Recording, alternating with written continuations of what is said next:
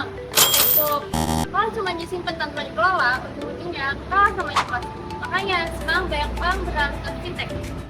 Nah, fintech itu singkatan dari financial technology. Simpelnya, teknologi yang bantu kita untuk ngatur keuangan jadi lebih gampang. Mulai dari bayar, nabung, sampai investasi. Semuanya bisa lewat fintech. Nah, zaman sekarang, kita investasi itu nggak perlu nunggu kaya. Cuma modal dari HP aja, kita udah bisa langsung investasi. Salah satu contohnya adalah Bibit. Teman-teman bisa investasi reksadana di sini dengan berbagai jenis reksadana. Ada reksadana pasar uang, saham, obligasi, dan lain sebagainya. Nah, di sini karena aku direkomendasikan sebagai investor konservatif, maka aku lebih cenderung memilih reksadana pasar uang. Reksadana pasar uang cenderung lebih stabil dan cocok untuk pemula. Nah, teman-teman bisa lihat nih di investasi aku. Aku memilih untuk mengambil majoris syariah dan juga Sokor Invest. Nah, jadi di sini kalian bisa memilih reksadana pasar uang kalau kalian cenderung ingin lebih stabil.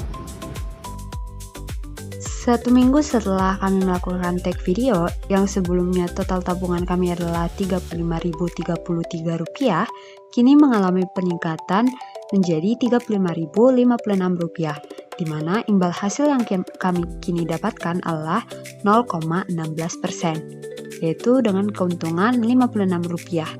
Dapat dilihat setiap peningkatan kami, semua total tabungan kami alokasikan pada 100% pasar uang, di mana pasar uang tersebut terdiri dari majoris pasar uang syariah Indonesia dengan keuntungan Rp38 dan Sukor Invest Money Market Fund dengan keuntungan Rp18. Selain itu, ada juga reksadana lain yang keuntungannya lebih tinggi, tapi resikonya juga beda. Nah, di sini ada 2 jenis reksadana, jadi tetap bisa bagi resiko dan tetap bisa berkembang. Selain itu, di Bibit ada juga fitur yang namanya Robo Advisor, yang bisa bantu milih investasi kita sesuai dengan profil resiko. Kalau Bibit tadi fokusnya di reksadana, kita juga memperkenalkan aplikasi ajaib yang lebih fokus di investasi saham. Di sini, kalian bisa langsung membeli saham-saham perusahaan dengan potensi return yang lebih tinggi, tetapi risikonya juga lebih tinggi. Caranya cukup mudah, kalian cukup membuat akun, mengisi data diri, verifikasi, lalu kalian sudah bisa memulai untuk berinvestasi.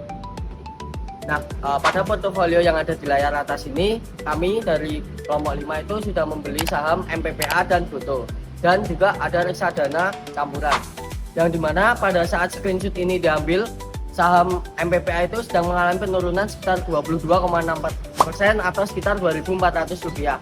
Lalu untuk saham Goto, karena kita masih membelinya baru, jadi masih nilai-nya 0. Lalu untuk reksadana campuran, nilai kita itu di Rp9.190, yang dimana itu turun sekitar 8,1%.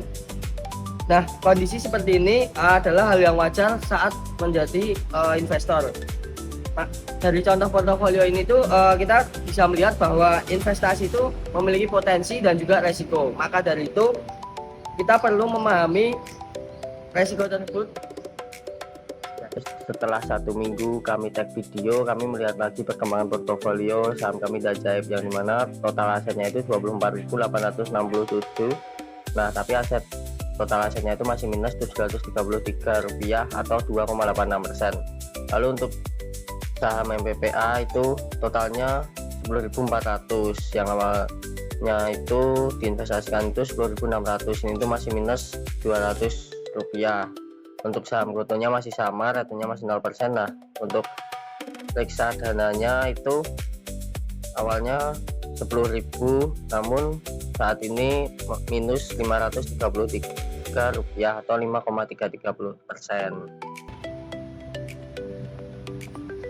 Jadi, fintech ini bukan cuma tren, tapi solusi bagi kita. Dari modal kecil, tapi konsisten.